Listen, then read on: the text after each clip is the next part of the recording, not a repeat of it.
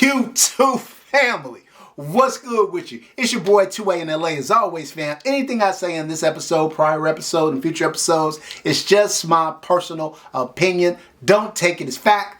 Don't take it as law. Always do your own homework and come up with your own conclusions. Right about now, fam, I should go ahead and tap that like button for your boy. If you're new to the channel, I want to say welcome. Come on in. You can join the congregation by smashing that subscribe button and requesting all post notifications. And if you are an existing supporter of this channel, I appreciate you more than you can possibly imagine. You are the reason this channel is anything. All right, fam, let's get this episode rolling. So, this video is a tough one for me. You guys know that I am a lover and believer in the 2011 platform. I own over 30 plus 2011s and growing. I am starting to see a trend, though, that is a little, I don't know if disturbing is the right word, but I am seeing a trend, and I feel like I should make you guys aware of it. And I want you to know that I see it as well. And that is the costs associated with 2011s has been rising exponentially. And look, I'm a capitalist. I believe in capitalism. I believe that you should let the market determine value. And I think for a long time, before 2011s became popularized by companies like Staccato, for instance, who took what were primarily kind of competition pistols and brought them into the mainstream, brought them into civilian use and duty use. And I think what you started to see too is a lot of these custom gun manufacturers have become much more mainstream, in part because of channels like mine and others that talk about them. And I think that's fine, 100%. However, I am seeing a trend that with the popularity of 2011s, you are seeing a lot more players enter the market. And I have expressed at different points in times that this is a little bit disturbing to me. You've seen people who are coming in at the lower end of the spectrum. You've got guns, quote unquote, 2011s that are kind of $800 to $1,200. And I did a tiers and I got some flack for it. We're going to be doing another one in 2025, please believe me.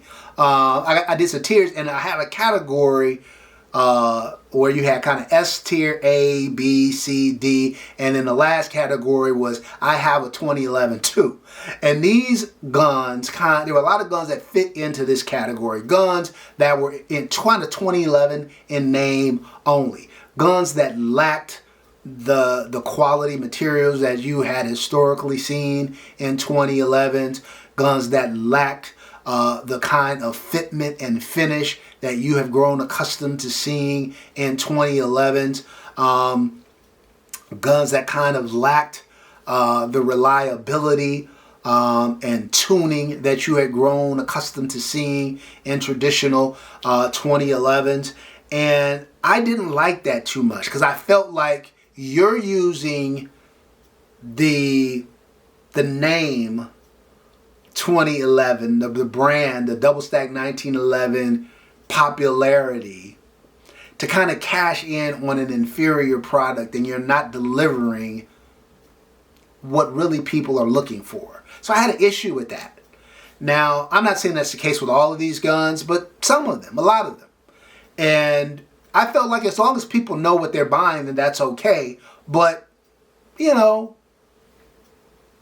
why are you buying the 2011, right? I think some of these guns are not better than some striker fired and other pistols, or striker or hammer fired pistols out there that are in the same price range. So then why would you buy this gun? Simply because you want to say, I have a 2011? I didn't like that too much, and I've expressed that over time. Now, again, there's some exceptions to those rules. I think you can buy one of these kind of lower end pistols and build it up and make it, you know, a really good gun and still be relatively affordable relative to other 2011s. I didn't like that, though, at the lower end of the scale. What I'm seeing now, though, is that a lot of these gun manufacturers, custom and otherwise, are seeing the popularity and their prices are elevating. Now, look, fam, part of the problem, and again, I don't blame them. Part of the problem is, and again, I've said this before, I have a background in business, I have a background in finance, from an educational perspective and from a practical experience perspective, decades of experience in that regard. And so I'm not mad at these people. It's a case of supply and demand. If I sell a cell phone, right? If I make a cell phone and I'm capable of producing 1,000 of these guns a month, right? I'm sorry, 1,000 of these cell phones every month, right? And I bring them to market and I price them at $1,000, right? And my cost is $800 a unit. So for every unit I sell, I make $200, right? Well, if I put 1,000 out this month and the 1,000 sell out in an hour, I probably left some money on the table, right? So next month, I put them at $1,200. Now I'm making $400 per unit, right? And they sell out in 2 hours. Okay, I probably left some money on the table. If I put them up at $2,000, and now I'm making $1,200, and they sell out in a day, I've left money on the table. I in theory, I should keep raising my prices until I hit the curb where demand starts to come down. The market is then saying my gun is valued at this. And this is the issue I've had people who have historically criticized Taran Tactical, saying, oh, he charges too much for what the value, quote unquote, of his guns are. I don't think people really mean value. I think they mean cost. And I don't think they have any idea what Taran's costs are. But in any event, my criticism of that kind of critique was always that, then why are his guns selling out? Why do they continually sell out? Why does every time he produces units, are they instantly gone? As long as that's the case, theoretically, he should keep increasing his prices so he can maximize profits. Now, I think what we're seeing with a lot of the I talked about what's going on at the lower end tier. I think what we're seeing on the higher end tier is that these high-end 2011 manufacturers have such demand that they are sold out for 12, 18 months or more. So we better be able, so they are recognizing that there is market room, and if they don't want to be in the situation continuously, they had better raise their price to lower command so that it kind of equals what their output is. But for us, the consumer, that's troubling. Now, I bought my Atlas Erebus as an example a couple of years back. And I think I paid like $6,200 for it, $6,500, somewhere in that ballpark. Now the Atlas Erebus is $8,000. I got my Hayes for $6,500 or somewhere thereabouts with all the bells and whistles, island barrel, ported, rose gold, blah, blah, blah, blah, blah, blah, blah. Now that gun's like $8,000, right? To Venom Customs credit, I paid $8,000 from the jump for my Venom, right? We'll see how much my new gun costs. So, look, fam, I just think that